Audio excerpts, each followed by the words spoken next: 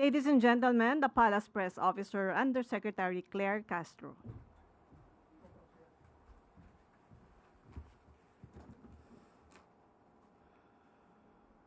Magandang araw, Malacanang Press Corps. Nananatiling masigla ang ugnayan sa pagitan ng Pilipinas at ng Iran. Ito ang binigyan diin ng administrasyon ni Pangulong Ferdinand R. Marcos Jr. sa gitna na nagpapatuloy na kaguluhan sa Middle East.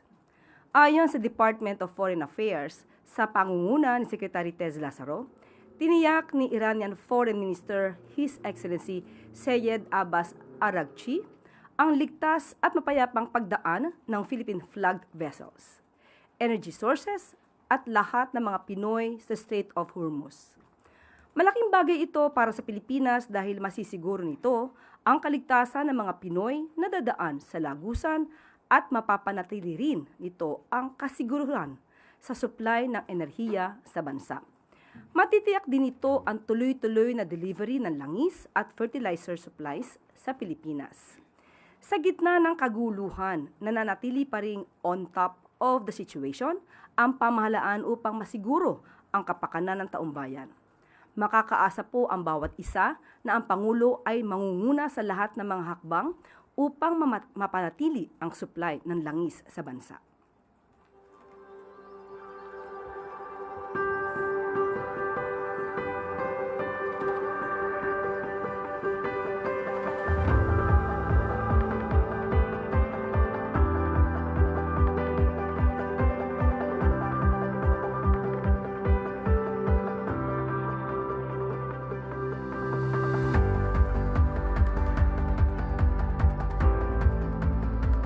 Bilang pagkilala sa ating sakripisyo, aprobado na ang Special Benefits Package para sa ating mga bayaning OFW na nagbalik bayan.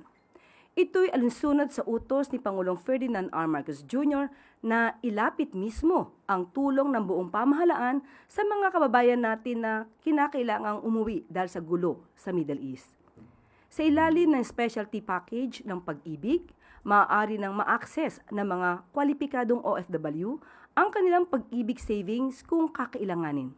Ibig sabihin ay pwede nang i-withdraw ng mga qualified beneficiaries ang 100% ng kanilang regular savings kasama ang employee share, employer share at dividends earned kahit hindi pa sila umabot sa 20-year maturity. Maaari na rin nilang i-withdraw ang aabot sa 100% ng kanilang modified pag-ibig 2 o mas kilala sa tawag na MP2 savings, kasama na ang kinitang interest bago pa man ang 5-year maturity nito. Pwede ring mag-avail ang mga nasabing OFW ng 3-month moratorium sa kanilang pag-ibig housing loan payments na walang dagdag na interest o penalty. I-extend na lamang ang loan term ng 3 buwan, walang dagdag na babayaran. Ayon sa Human Settlements and Urban Development Secretary Jose Aliling, napapanahon ang benefits package na ito upang makabangon ang ating mga bayaning OFW na lubos na naapektuhan ng tensyon sa gitnang silangan. Bayanihan para sa ating mga kababayan, iyan ang nais ni Pangulong Marcos Jr. para siguruhing walang Pilipinong maiiwan sa kabila ng mga hamon na sama-sama nating hinaharap.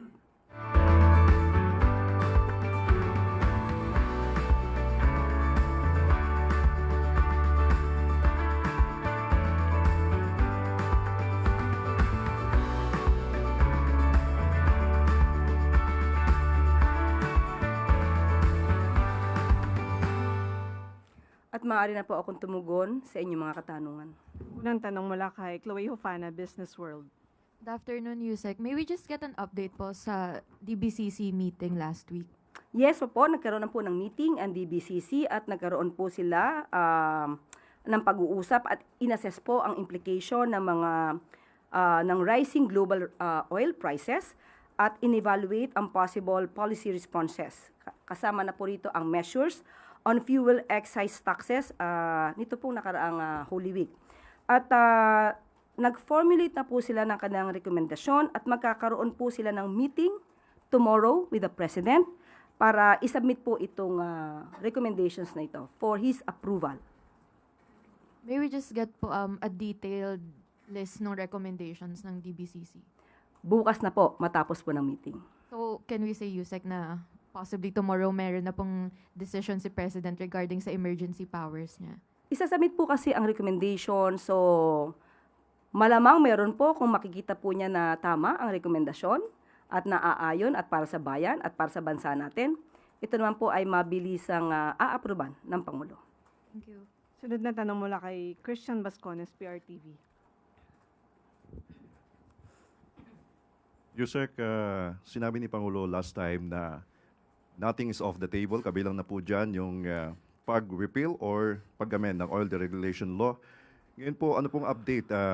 Napag-usapan na po ba ito at may decision po ba yung Pangulo? Kasi maraming mga lawmakers ang nagsasabing kung pwede gawing i-certify as urgent din po ito kasabay ng mga immediate response. Ang tanong po natin, meron na po ba silang versions na naipasa sa Office of the President para po maaral? Hindi po naman agad magkakaroon ng pag-certify as urgent ang isang bill kung hindi pa naman po nila na isusumite ang kanilang version sa Pangulo.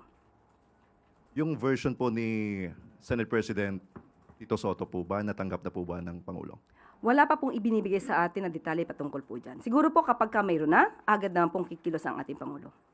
Last Yusek, doon po sa sinabi nyo na effects ng pag-uusap ng Pilipinas sa Iran with the safe passage of the oil shipments dyan sa Strait of Hormuz, may epekto din po ba, sinabi nyo, tuloy-tuloy yung pagdating ng mga oil supplies and fertilizers, may epekto din po ba ito sa pagiging alay ng Pilipinas sa US? Nakausap po natin mismo si Secretary Tess at ang sinabi po ni Secretary Tess Lazaro ng DFA, wala po tayo nakikitang anong magiging issue sa ating kaibigan na bansa na US dahil alam naman po nila ang sitwasyon ngayon at hinahalin tulad po ito sa pag-angkat po natin ng oil mula sa Russia. Thank you, Yusek. Sunod na tanong mula kay Marisol Halili, TV5. Good morning, Yusek. Yusek, as we speak, nakakadaan na po ba yung mga Philippine-bound vessel dyan po sa Strait of Hormuz? And kasama na rin po ba dyan, not just yung petroleum products, pero maging yung mga export products from the Philippines na patungo ng Middle East?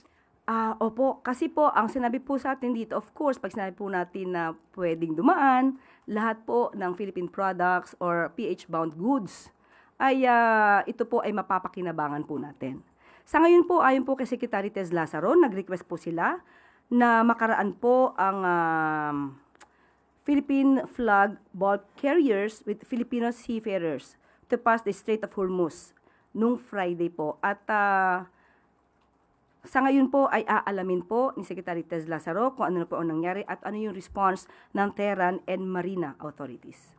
But how soon natin mararamdaman yung epekto po nito pagdating naman sa presyo ng petrolyo? Because of course, a lot of us are concerned about the rising or increasing prices of petroleum. So gaano po natin to katagal bago maramdaman? Nakausap din po natin si Secretary Sharon patungkol po dyan. Ang sabi po ni Secretary Sharon Garin ng DOE, ito po ay patungkol sa safe passage ng ating Philippine carriage, Philippine-bound na goods and Philippine crew.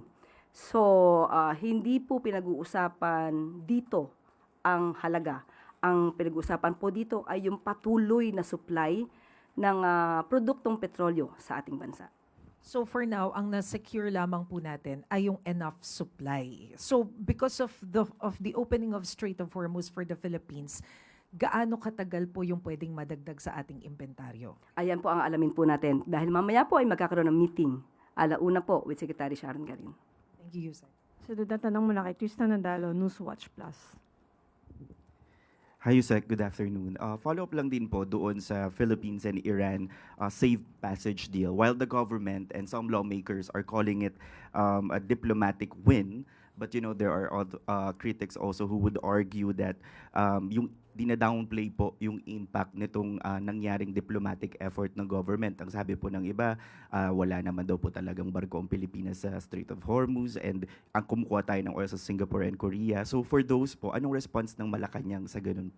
Anong pagkakasabi ng walang barko? Wala tayong oil tanker? Ganun po ba ang ibig na sabihin? Ganun po yung pinalalabas, ma'am, ng ibang kritiko. Sinong iba? Okay, for example po si dating Labor Undersecretary Jean Paras. Ang isa pong sinasabi niya ay hindi daw po parang hindi sila naniniwala doon sa effect nung deal ng Philippines and Iran. Yan po kasi minsan na mahirap sa kapwa nating Pilipino. Alam na natin kung paano nagtatrabaho ang Pangulo at ang administrasyon na ito para masiguro po ang supply ng produktong petrolyo sa ating bansa. Pero meron pa rin talagang pilit na humahatak pababa. Pero tandaan po natin, pag sabi po nating Philippine flag vessels, hindi naman po ibig sabihin na ito po ay mismong barko ng Pilipinas. Ang sinasabi po dito, pag Philippine flag vessel, ang ibig sabihin ay registered with the Marina at authorized na mag-travel.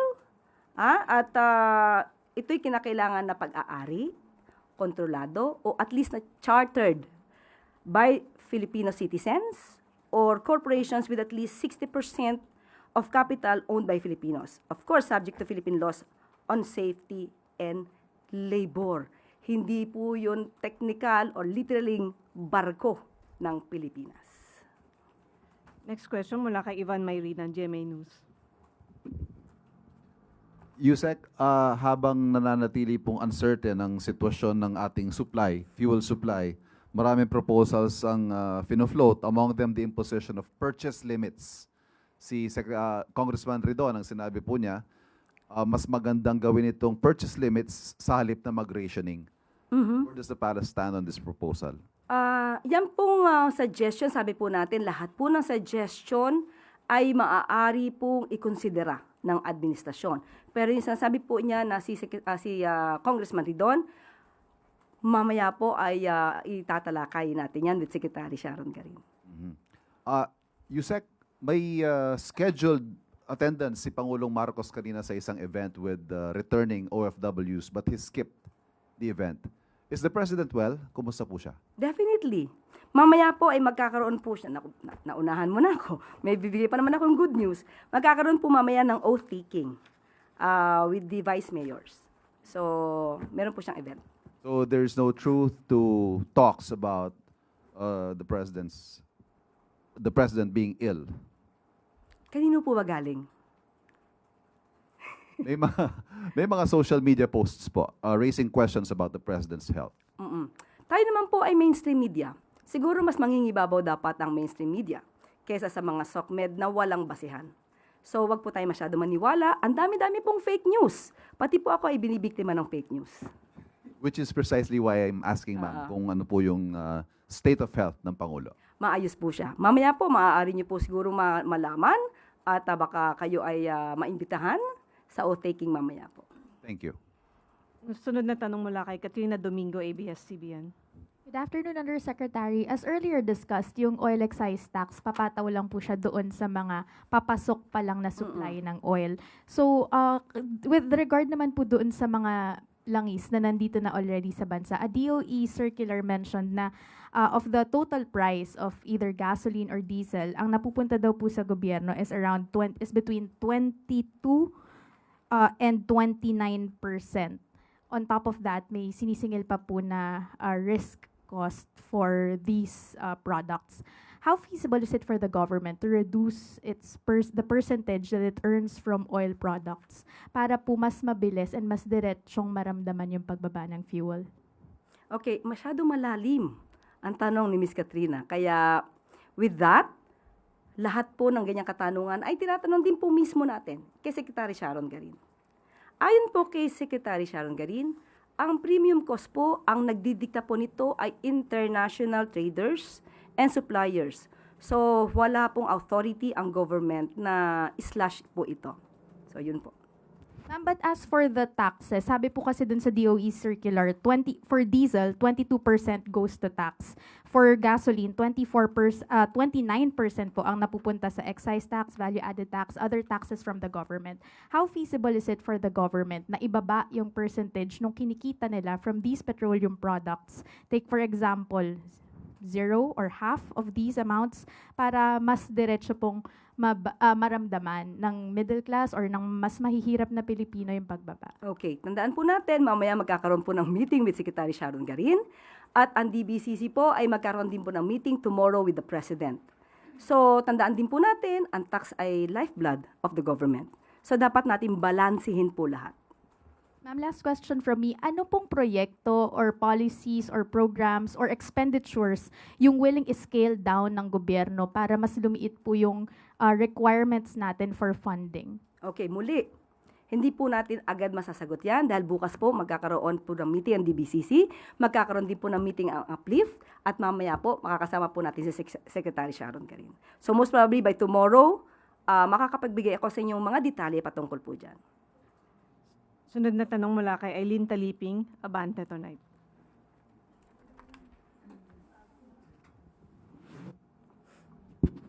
Good afternoon, Yusek. Sinabi nyo nung last week, yung mga basic and prime commodities ay hindi tataas ng hanggang April 16. Pero yung pinaka-basic as in basic, yung tulad ng uling, dahil ginagamit na ngayon yan alternate para sa mataas na presyo ng LPG, yung mantikang tingi, at saka yung mineral water fill, nagtaas na din po. Hindi ba ito sakop ng DTI? Yan katanungan po na yan ay ibabato ko na po mismo kay Secretary Chris Roque dahil wala pa pong naibaba sa atin na impormasyon patungkol po dyan. Hindi po ba ito kayang gawin o bantayan din ng LGUs? Kasi mga palengke ito na maano yung palengke na pambayan. Hindi ito yung nasa supermarket na mga gaya ng binigay na listahan sa amin. Kaya nga po, ibibigay ko po sa inyo ang patungkol po dyan once na nakausap ko po si Secretary Chris Roque patungkol po dyan. Thank you. Sunod na tanong mula kay Let Narciso, DZRH.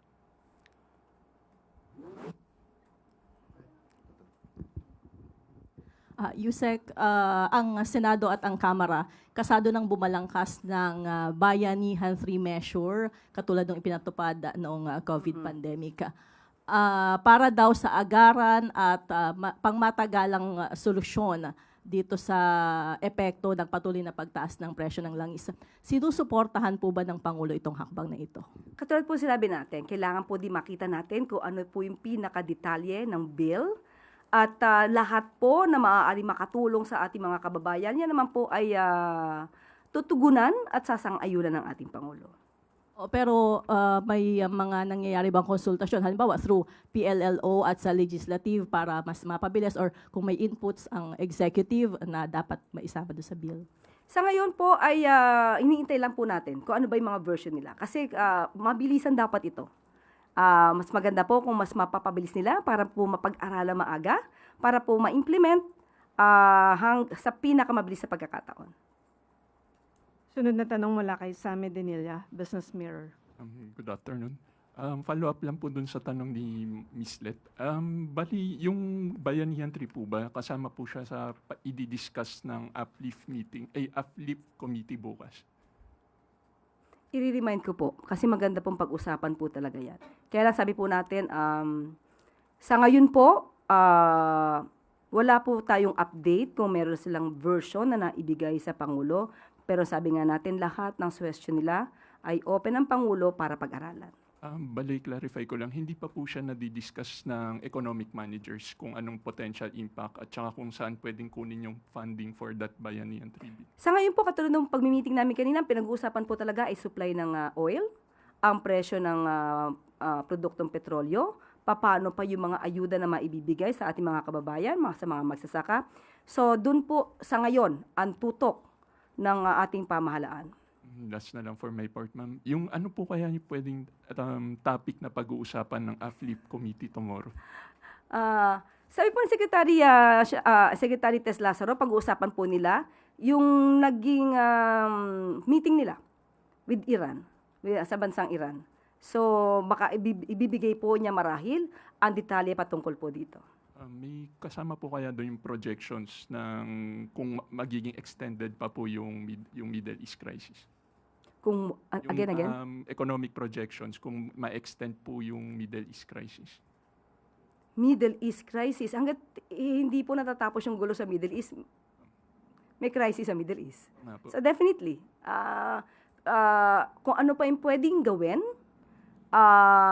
para mas ma-lessen ang impact ng oil crisis dito sa Middle East, yan naman po yung pinag-uusapan.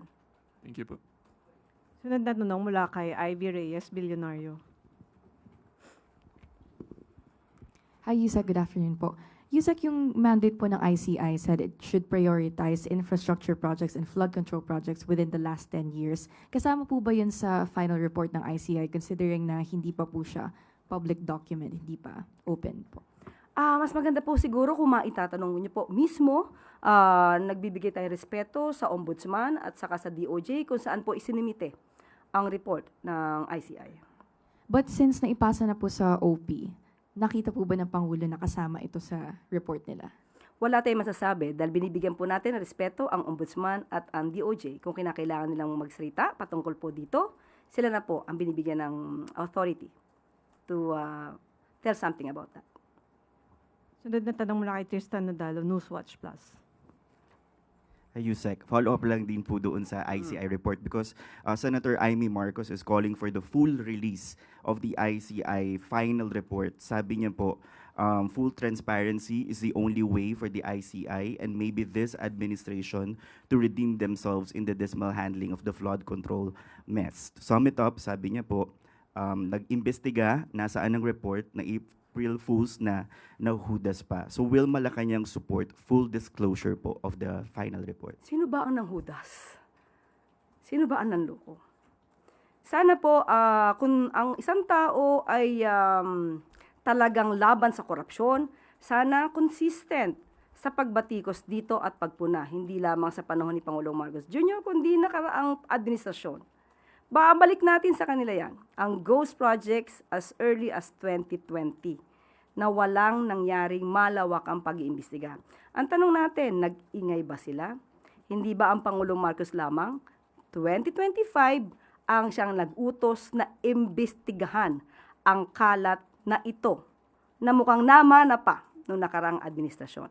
At tandaan natin, sinasaad din po sa Executive Order na 94 na ang ICI ay dapat na magbigay ng kanilang accomplishment report. At sa ating pagkakaalam ay nagbigay naman sila ng accomplishment report. Ito po. So, siguro mas maganda kung makikita nila itong accomplishment report na ito para masabi naman nilang may report ang ICI. Pero kung ang detalye patungkol po dito, ito po ay nasa DOJ at nasa Ombudsman. At talagang naibigay sa mga investigating bodies na mag-iimbestiga patungkol dito. So tama pong sabihin, ma'am, na the Ombudsman and the DOJ will decide kung ano po yung pwede nilang i-share sa public based on the final report of the ICI. Opo, depende na po sa kanila yan. So respeto po sa kanila dahil sa kanila po yun. But President Marcos will order po ba? Hindi po. Unang-una po, ang Ombudsman po ay independent body. Follow-up question mula kay Ivan. Ang DOJ, ibibigay po natin sa authority, no? I'm not saying na ibibigay ng authority, pero sa discretion na po 'yan ng DOJ kung ano ang kanilang ibibigay na report na ibinigay sa kanila ng ICI. Ayun nga po yung itatanong ko sana.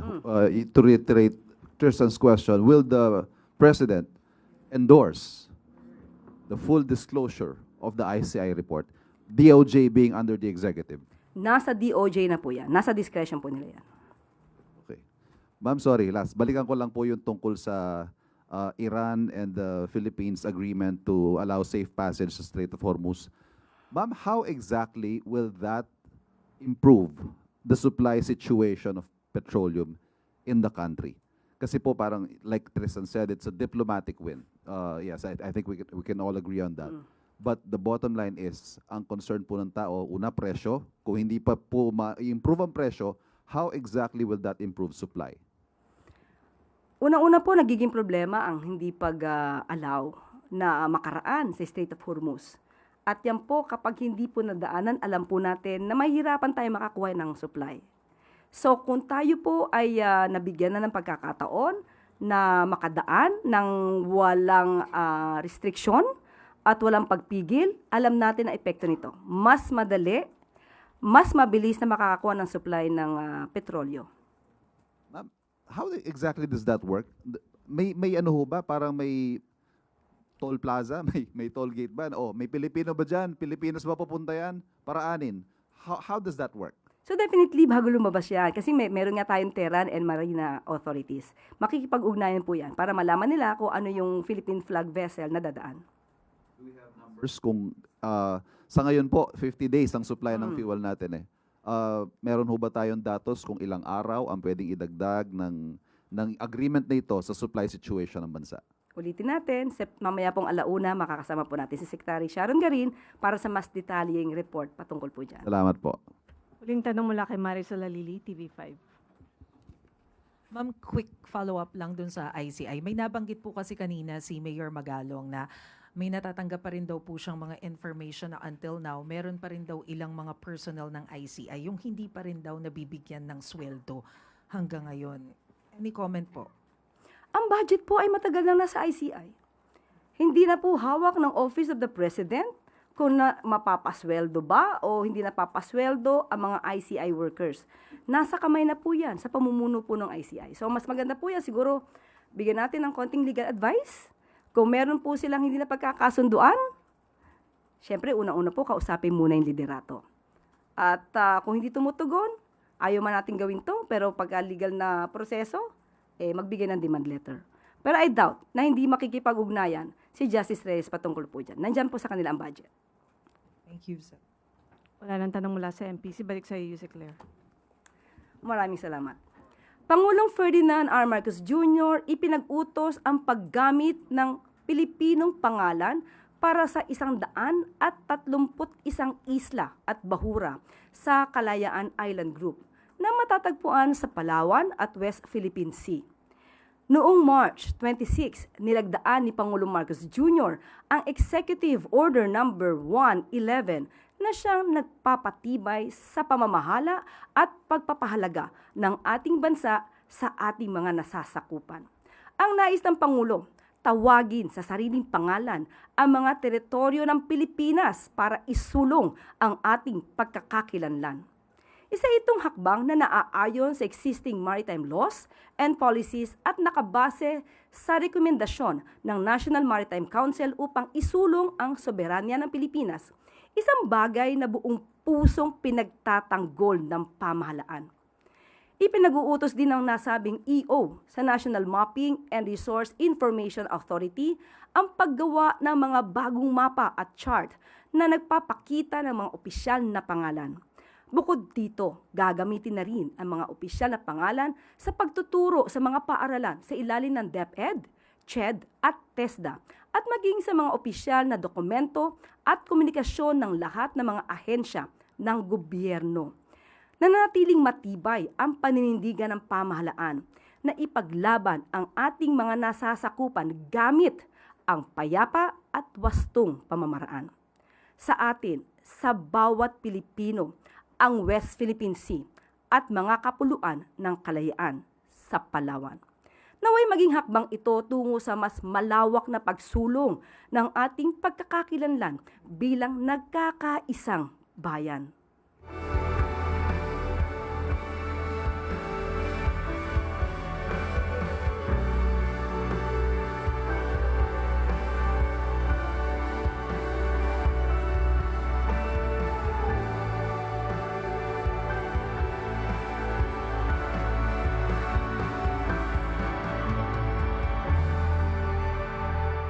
At bago tayo magtapos, Pangulong Ferdinand R. Marcos Jr. nakatakdang pangunahan ang oath-taking ceremony ng Vice Mayors League of the Philippines o VMLP National Executive Officers.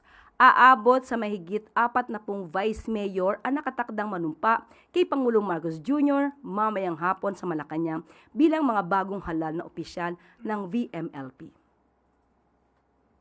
At dito na po nagtatapos ang ating press briefing. Magandang araw para sa bagong Pilipinas.